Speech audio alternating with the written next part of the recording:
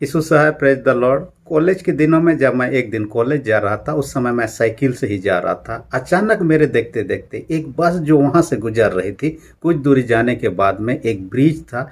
Bridge की जगह में अपना संतुलन बिगड़ जाता है और ब्रिज के नीचे गिर जाता है। और ब्रिज ज़्यादा ऊंचा नहीं था, इस कारण से कोई मारा नहीं, परंतु काफ़ी लोग घायल हुए। इस घटना के बाद में मैं देखने लगा कि लोग कैसे रोड से भटकने के कारण से बस नीचे गिरा, और नीचे गिरने के कारण से लोग मरने के कगार पर थे, लेकिन किसी तरह बच गए, लेकिन जख्मी हो गए कई लोग उनमें से। परमेश्वर के मार्ग से जो व्यक्ति भटक जाता है, उसका जीवन भी इसी प्रकार के एक्सीडेंट को हम देखने पाते हैं। उनका जीवन विनाश की ओर जाते हुए हम देखने पाते हैं। हम आज यिर्मयाह की पुस्तक 8 अध्याय 4 से 9 पद में ऐसे ही बातों को देखने पाएंगे। उससे पहले कि आज का वचन में आए, आज के इतवार का नाम रखा गया है एस्तोमिही।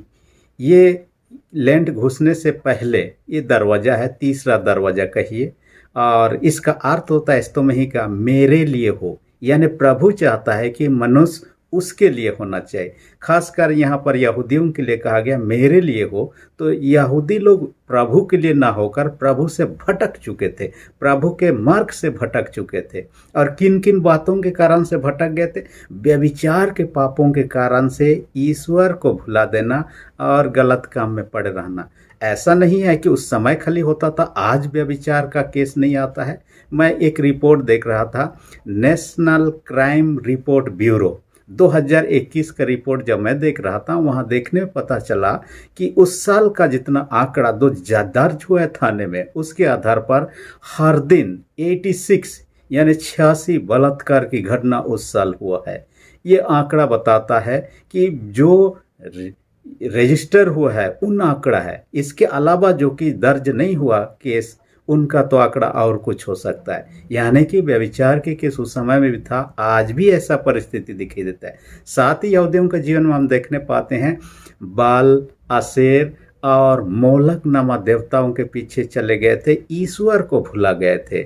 साथ ही साथ हम देखने पाते हैं कि उनमें कई प्रकार के बुराइयां थी, जिनके कारण से ईश्वर से और ईश्वर के मार्ग से, जैसे रोड से हट जाने से एक्सीडेंट हो रहा है, मृत्यु की कगार आ रहा है, ये लोगों का जीवन विनाश की ओर जा रहा है। इसलिए आज का वचन में उनके लिए यिर्मयाह नबी कहता है कि उनको लौट आना चाहिए। यदि विनाश से बचना है तो लौट आना चाहिए, क्योंकि इस पुस्तक का लेखक यिर्मयाह नबी है। यिर्मयाह नबी के बारे में हम जानते हैं कि बचपन में प्रभु ने सेवा के लिए बुलाया। जब वह 13 साल का उम्र में था, हिजकिय्याह राजा के दिनों में उसको बुलाहट होता है, और उसके साथ 6 और 5 राजा जो थे उनके समय उन्होंने काम किया।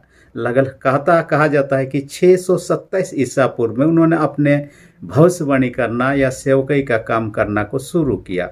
वो तकवा गांव का रहने वाला था, और कहा जाता है कि यिर्मयाह नाम का अर्थ होता है यहोवा स्थापित करता है। दूसरा एक अर्थ कहा जाता है यहोवा महिमान्वित करता है, यानी महिमा करने वाला ईश्वर। ऐसा ईश्वर है, लेकिन मनुष्य के जीवन के द्वारा परमेश्वर की महिमा होने के बजाय यहाँ देखने पाते हैं यहूदी जीवन के द्वारा ईश्वर नाम की निंदा हो रही है। क्या आपके मेरे जीवन के द्वारा तो ऐसा नहीं हो रहा है? आइए हम आज के वचन पर हम ध्यान मनन करें। आज का वचन को जब देखते हैं, इसका शीर्षक मैंने रख दिया है परमेश्वर में बने रहना। परमेश्वर में बने रहना, या हम दूसरा शीर्षक भी रख सकते हैं इस प्रकार से, परमेश्वर हम परमेश्वर के लिए हों, यानी हम जो हैं, हमारा जीवन जो हो परमेश्वर के लिए हो। परमेश्वर के साथ रहने से परमेश्वर के लिए होगा, परमेश्वर से दूर भटक जाने से या पाप करने से, उनके विरोध में बातें करने से, काम करने से, उसके लिए हम नहीं होते हैं, उसके महिमा के लिए नहीं होते हैं। इसलिए परमेश्वर के बने रहने के लिए मैंने 2 पॉइंट पर हम चर्चा करने की कोशिश करेंगे। सबसे पहला पॉइंट जो है, इसमें देखने पाएंगे परमेश्वर के पास लौट आओ कहता है। यहूदियों को कहा गया, आज आपसे मुझसे कहता है। असल में परमेश्वर के पास लौट आवे क्यों कह रहा है, किस बात के कारण से? यहाँ यिर्मयाह नबी कहता है, सवाल पर सवाल पूछता है, क्या कोई व्यक्ति गिर जाता है तो गिरने के बाद में उठता नहीं है क्या? मैं तो जीवन में देखा हूँ, जो व्यक्ति भी गिरा अपने बल से उठा, चाहे दूसरे उसको उठा भी दिए। लेकिन यहाँ कहता है क्या कोई गिरता है तो उठता नहीं क्या? हमारा जवाब होगा उठते हैं। व्यक्ति उठता है, हाँ नहीं सकता है तो दूसरे उसको मदद करते हैं, लेकिन उठने का कोशिश। कभी भी मैंने ऐसा किसी व्यक्ति को नहीं देखा जो कि गिरा और आज तक गिरा ही पड़ा रहा। हाँ, पाप के मार्ग में गिरा रहा और पाप के मार्ग से सही रास्ता में नहीं आया, ऐसा देखा गया है लोगों को। दूसरा क्या कहता है, क्या कोई भटकता है तो वापस नहीं आता है क्या? जो व्यक्ति भी भटक जाता है कोशिश करता है कि सही मंजिल सही रास्ते में आ जाए, लेकिन यहूदियों के जीवन में ये दोनों बातें नहीं दिख रहा है। ये लोग पाप में भटक गए हैं, वे लोग गिर गए हैं, लेकिन उठने का कोशिश नहीं कर रहे हैं और वापस आने का कोशिश नहीं कर रहे हैं। उनके बुराइयों के कारण से परमेश्वर से दूर भटक गए हैं। इसलिए पश्चाताप के लिए यहाँ पर निवेदन करता है, ताकि लोग जो यहूदी हैं पश्चाताप करें, अपने गलतियों को ईश्वर के सामने मान लें, पछताव करके प्रभु के संगति में आ जाए ताकि बच जाएं। आज ये बात आपसे मुझसे भी कह रहा है, हम भी यदि इस प्रकार की दशा में हैं, हम पछताव करें, प्रभु से जब दूर है प्रभु के करीब वापस आ जाए, विनाश से पहले वापस आ जाना चाहिए। यहाँ इनके बारे में क्या कहता है, घोड़ा जैसे दौड़ में दौड़ता हो, दौड़ने के बाद में घोड़ा स्पीड दौड़ते हुए जीतने का कोशिश करता है, जैसे दौड़ के पार हो जाता है घोड़ा। इसराइल यहूदी लोगों का जीवन में ऐसा ही पाप के मार्ग में आगे ही बढ़ते जा रहे हैं, मानो कि पाप के कारण से उनको मेडल मिलने वाला है। आज भी हम ऐसा हैं तो रुक जाएं, आगे बढ़ने से पहले जिधर विनाश है उधर ना जाएं, वो वापस आना है। इसलिए कहता है परमेश्वर के पास लौट आवे कहता है। देखिए यहाँ पर पक्षियों का उदाहरण दिया है, उसमें 4 पक्षी है, लगलग, पंडुकी, सुपाबेनी और सारस। ये पक्षी लोग अपने घोंसला को जानते हैं और जहाँ भी जाते हैं वहाँ वापस फिर से आ जाते हैं अपने घोंसला के पास में। ऐसे ही मनुष्य को होना चाहिए। सुबह सुबह पक्षी लोग निकल जाते हैं अपने चारा खाने पीने के खोज में, शाम तक वापस आ जाते हैं। वैसा ही इंसान जब भी कि दूर भटक गया हो वापस आ जाना चाहिए। यहूदियों के जीवन में यही नहीं दिख रहा है, आपके मेरे जीवन में यदि इसी प्रकार का है, दिखना चाहिए वापस आने के बारे में।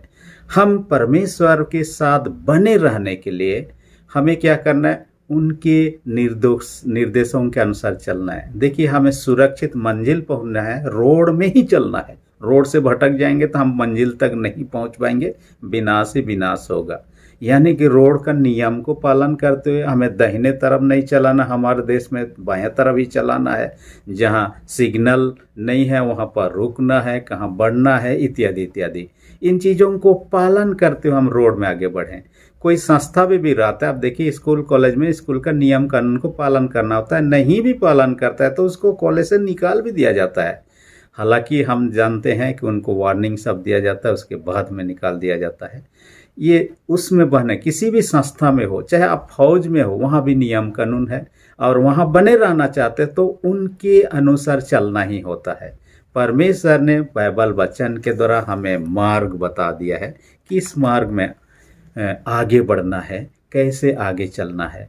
इसलिए आपको मुझे कम से कम उस मार्ग में आगे बढ़ना है और हम उस मार्ग से जैसे भटके विनाश हमारे सामने है, हम समझ लें। जैसे कि अभी इस घड़ी हम उदाहरण में देख रहे हैं, बाइबल में से उदाहरण लेते हैं। उड़ाऊ पुत्र अपने पिता से, अपने घर से, अपने लोगों से दूर भटक गया, लेकिन देखा कि वहां जाने के बाद में सब कुछ तबाह होने लगा, यहाँ तक कि खाने पीने पहनने सोने के लिए जगह नहीं पा रहा है। अंत में पछतावा करता अपने पिता के पास लौट आता है, पिता उसको ग्रहण करते हैं, नया जीवन उसको मिल जाता है। उधर ही रहता तो विनाश हो जाता, खत्म हो जाता, उससे पहले वो लौट जाता है। हम 2 डाकुओं को, यीशु मसीह जब क्रूस कट में चढ़ा, बायां दायां दोनों तरफ में 2 डाकुओं को देखने पाते। दोनों गलत थे, दोनों ही बुरा काम किए थे, दोनों को सजा मिल रहा है, लेकिन उनमें से एक ही डाकू जो दाहिने तरफ का था, उन्होंने पछतावा किया आखिरी मोमेंट में। यीशु मसीह जीवित रहा क्रूस के ऊपर में 3 घंटा, और ये 3 घंटा करीब करीब 3 घंटा, तो इनके पास भी उतना ही समय था एक दूसरे के लिए। ये समय उनको मिला बहुत ही मूल्यवान समय, लेकिन एक ने समय का सदुपयोग किया, दूसरा ने उस पर ध्यान नहीं दिया, और एक जो बायां तरफ का विनाश को प्राप्त कर लिया। लेकिन दूसरा को यीशु मसीह उसी समय आश्वासन दिया, आज ही तो मेरे संग स्वर्गलोक में होगा। यीशु का प्रतिज्ञा। आज 3 घंटा क्या 3 मिनट या 3 सेकंड भी आपको मुझे मिल रहा है तो हम प्रभु के सामने अपने पापों को पछताव करें, उनसे क्षमा मांगे, प्रभु के संगाति में बने रहें, उसके पास लौट आए। विनाश से बचना है तो उसके पास लौट आना चाहिए। प्रभु सबको मौका देता है। हम अभी अभी कह रहे थे किसी पर एक्शन किया जाए तो उसको वार्निंग भी दिया जाता है। मौका उनके पास में है, लेकिन तब मौका पाने के बावजूद हम नहीं सुधार रहे, प्रभु के करीब नहीं आ रहे हैं वापस, तो विनाश तो तय है। मैं कुछ साल पहले का एक घटना को आपको फिर से दोहराना चाहूँ। गुवाहाटी की घटना है। वहाँ चिड़ियाघर जू में कई लोग देखने के लिए जाते हैं चिड़ियाघर साहब, जानवरों को, पक्षियों को, इत्यादियों को। एक व्यक्ति जो पिया हुआ था, नशा से धुत था, समाचार पत्र के अनुसार मैं देखता हूँ, वो व्यक्ति वहाँ जाता है जो शेर का ये होता है, पिंजरा होता है, और उस पिंजरा में जाने के लिए मना, सख्त मना लिखा हुआ है, लेकिन लिखने के बावजूद भी उससे नहीं मानता है, अंदर घुस जाता है। कुछ दर्शक लोग जो देखने के लिए गए, उन्होंने उसके मना किया कि आप उधर मत जाइए, खतरा है। उनके बातों को नहीं माना और जहां नहीं जाना चाहिए उधर आगे बढ़ रहा है। इसी क्रम में वहाँ के जो वर्कर लोग थे, काम करता थे, उन्होंने देखा कि उस व्यक्ति को बचाया जाए, उसको चिल्लाया, आवाज़ लगाया, तब तक वो आगे बढ़ते गया और शेर जब नज़दीक आया उसे फाड़ डाला, यानी कि उसका मौत तुरंत हो गया। उस व्यक्ति को उधर नहीं जाना चाहिए, जाने के लिए मना किया हुआ है। आज भी वचन के द्वारा आपको मुझे उस मार्ग पर उधर नहीं जाना है। जो मार्ग प्रभु ने तय किया उसी पर आगे बढ़ना है, उससे भटकना नहीं है, मायदा नहीं है, प्रभु से दूर होना नहीं है। अब देखेंगे जो जब छोटे छोटे चूजे होते हैं मुर्गी के, वो अपने माँ के साथ रहना पसंद करते हैं। कोई भी खतरा आता उसकी माँ उनको अपने शरण में ले लेती है, उनको बचाने का कोशिश करती। वैसे हम प्रभु से जितना दूर रहेंगे उतना खतरा है। प्रभु के करीब रहेंगे, संगति में रहेंगे, हम विनती, प्रार्थना, गिरजा विनती के माध्यम से, उसके संगति, सहभागिता, आराधना के माध्यम से उसी के साथ संगति में नित प्रतिदिन व्यतीत करें, हम सुरक्षित हैं। हम बाइबल में भी पाते हैं कि बैल जो है अपने मालिक को पहचानता है। यशायाह 1:3 में कहता है। और इस्राएली लोग या यहूदी लोग अपने मालिक जो ईश्वर है उसे ही भुला बैठे हैं, इसलिए हमें ऐसा नहीं भूलना है। दूसरा जो पॉइंट में हम चर्चा करेंगे, वचन की पवित्रता की रक्षा करे कहता है। पहला में लौट आने के लिए कहता है, दूसरा में क्या कहता है, वचन की पवित्रता की रक्षा करें। आज का संडे सुसमाचार संडे, गॉस्पेल संडे के नाम से भी जाना जाता है। असल में उस समय की घटना क्या था, शास्त्री लोग हुआ करते थे, और शास्त्री लोगों का विशेष काम में से क्या था, ये लोग धर्म शास्त्र के बारे में गहराई से नॉलेज को रखते थे, ज्ञान को रखते थे, और लोगों को शिक्षा देते थे धार्मिक बातों पर। इतना ही नहीं, वे लोग क्या करते थे, विभिन्न भाषा में धर्म शास्त्र का क्या करते थे, बाइबल का ट्रांसलेशन करते थे। और ये ट्रांसलेशन करने के क्रम में ये लोग अपने आप को बुद्धिमान समझने लगे, और बाइबल यहाँ कहता है उन्होंने झूठा विवरण लिख कर उस वचन को, पवित्र शास्त्र को झूठा बना दिया है। कहता है झूठा विवरण लिखकर झूठा बना दिया है। देखिए आजकल ऐसा नहीं हो रहा, ऐसी बात नहीं है। दूसरी बात में क्या कहता है, वचन को निकम्मा बना दिया। 8 और 9 पद में देखिएगा, यहाँ पर कहता है वचन को उन्होंने निकम्मा बना दिया था। पहला तो उसे झूठा बना दिया, झूठ मूठ का विवरण लिखकर। आज भी इस प्रकार की घटना आम है। बाइबल का वचन को तोड़ मरोड़ कर अपने फायदे के लिए लिखना, लोगों को बताना, शिक्षा देना, उपदेश देना, इस प्रकार की घटना हम पा सकते हैं आज के संसार में भी। लेकिन इससे बचे रहना है। ये लोग विनाश के कगार की ओर जा रहे हैं। उस समय के लोगों से कहा, आज आप और हम भी यही काम कर रहे हैं, हम भी विनाश के कगार पर हैं। और इस प्रकार से ये से हमें बचना है। अपने आप को ये लोग बुद्धिमान समझते थे। बाइबल साफ साफ बताता है, 1 कुरिन्थी 13:9, हमारा ज्ञान अधूरा है, हम इतना परफेक्ट नॉलेज वाला नहीं है, सिद्ध ज्ञान वाले नहीं हैं, परमेश्वर के बातों में हूबहू हम जान सकें। यशायाह 55:9 में कहता है, हमारे सोच विचार और विश्वास के सोच विचार में आकाश और पृथ्वी जितना अंतर उतना अंतर है। यानी कि आकाश के लेवल में ईश्वर सोचता है तो हम जमीन के लेवल में सोचते हैं। फिर भी हमें लगता है मैं जो सोच रहा हूँ, जो शिक्षा, जो बोल रहा हूँ, सारी चीज़ सही है। ऐसी बात नहीं हो सकता है। हम कई बार ईश्वर का वचन को समझने में गलत कर सकते हैं, क्योंकि ईश्वर का समझ और आपके मेरे समझ अलग होगा, बहुत भिन्नता हो सकते हैं। और इसलिए उस समय के समान आज भी लोग, कई लोग जो इस प्रकार के झूठी शिक्षा के तरफ यदि कदम है, हम अपने आप को रोक लें, क्योंकि हम विनाश की दशा में जा रहे हैं। ऐसे लोगों के लिए दूसरा तीमुथियुस 3:5 में क्या कहता है? वे भक्ति का भेष तो धारण करेंगे, परंतु उसके शक्ति को नहीं मानेंगे। ये परमेश्वर के सेवक या हम जन हैं ऐसा तो समझेंगे, लेकिन परमेश्वर की इच्छा अनुसार चलेंगे नहीं, अपने ही इच्छा अनुसार चलेंगे। इसलिए कई लोग तो दिखावा के लिए मैं क्या हूँ चाहते हैं। इसके बारे में मत्ती 6:1 में सब चेतावनी देता है, सावधान कहता है। मनुष्यों को दिखाने के लिए धर्म के काम ना करना, तो स्वर्गीय पिता से कुछ भी नहीं पाओगे। इसलिए हमें सावधान होना है। लोगों को दिखाने के लिए, अपना वाहवाही के लिए, अपने प्रशंसा पाने के लिए, अपने फायदे के लिए पैसा मिले, या हमने चर्च को बड़ा बना सकते हैं, दूसरों से ज़्यादा बेहतर बना सकते, ये सोचकर हमारा ये है, तो हमारा इस प्रकार की शिक्षा व्यर्थ है। प्रभु की महिमा के लिए करना। इसलिए 1 कुरिन्थियों 10:31 में चाहे तुम खाओ, चाहे तुम पियो, चाहे तुम जो कुछ भी करो, सब कुछ परमेश्वर की महिमा के लिए करो। देखिए, आज परमेश्वर के सच्चे सेवक होने का कई लोग ढोंग दिखाते हैं अपने आप को। ऐसा नहीं कर रहा हूँ सब कोई गलत है, मैं अच्छे हूँ, ऐसे नहीं। हम सब ऐसे कर सकते हैं, इसलिए आपको मुझे सतर्क रहना चाहिए। मैंने एक घटना के बारे में पढ़ रहा था, जापान देश की घटना, कुछ साल पहले घटना घटी थी। एक, जैसे कि आप जानते हैं कि एटीएम में पैसा भरने के लिए लिया जाता है, वो गाड़ी सब आता है, और एक जगह से दूसरी जगह पैसा लेने के लिए जो गाड़ी सब इस्तेमाल होता है, एक दिन चोर डकैत लोग क्या किया, उसको लूटने का योजना बनाया। और उन्होंने क्या किया, पुलिस का पूरा भेष धारण कर लिया, और जैसे ही जिस रूट से जाना था गाड़ी को, जिसमें कितना तक पैसा हो सकता है, उस देश का जो पैसा था, उन्होंने अनुमान लगा लिया। उस विभाग से काम करने वाले कई लोगों के 60 गांठ जोड़ लिया। उसके बाद में बीच में उन्होंने रोका, गाड़ी को रोका, उन्होंने पुलिस का भेष में रोका। उन्होंने कहा, हमें अभी अभी खबर मिली है इस वैन में बम लगा दिया गया है, इसलिए आप लोग तुरंत गाड़ी से उतर जाइए, हम चेक करते हैं बम इसमें लगा हुआ है कि नहीं है। इनको पुलिस ड्रेस में देखकर उनको लगा कि ये लोग सच में पुलिस हैं। ये लोग उतर जाते हैं, दूर थोड़ा खड़े हो जाते हैं, ये लोग वैन में चढ़ते हैं, वैन को भगा के ले जाते हैं, लूट लेते हैं।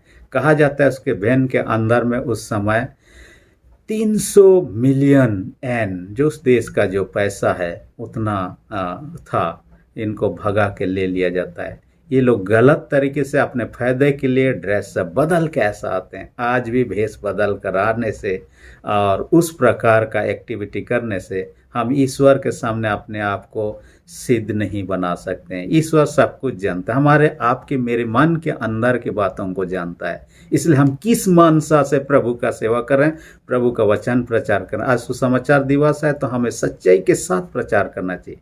आज के लिए मैंने जो मुख्य वचन एक आपको देना चाह रहा हूँ, जिसे कंठस्थ करना चाहिए, याद रखना चाहिए, जो कि होगा कुलुसी 3 उसका 23 इसमें क्या कहता है, जो कुछ तुम करते हो, कुलुसी 3:23 में जो कुछ तुम करते हो तन मन से करो, कहता है जो कुछ तुम करते हो तन मन से करो, यह समझकर कि मनुष्यों के लिए नहीं परंतु प्रभु के लिए करते हो। मैंने बीते वीडियो में भी कहा था, एक खास वचन होगा जिसे आपको याद रखना है, और वो तो था आमोस 5:24 में, न्याय को नदी के समान और महानद को धर्म के समान बहने दो। तो आज का वचन यही होगा, कुलुसी 3 उसका 23। आप याद करेंगे, काफ़ी दिन बीतने के बाद में मैं फिर से कभी मैं चर्चा करूंगा इस पर। आपने यदि इन बातों को स्मरण करके रखे हैं, मैं आपसे कम जानना चाहूँगा, और हो सकता है आपसे मिलना चाहूँगा। तो मैं फिर से ये कर रहा हूँ, कुलुसी 3:23, जो कुछ तुम करते हो तन मन से करो, यह समझकर कि मनुष्यों के लिए नहीं परंतु प्रभु के लिए करते हो। इसको वचन को आप याद रखेंगे।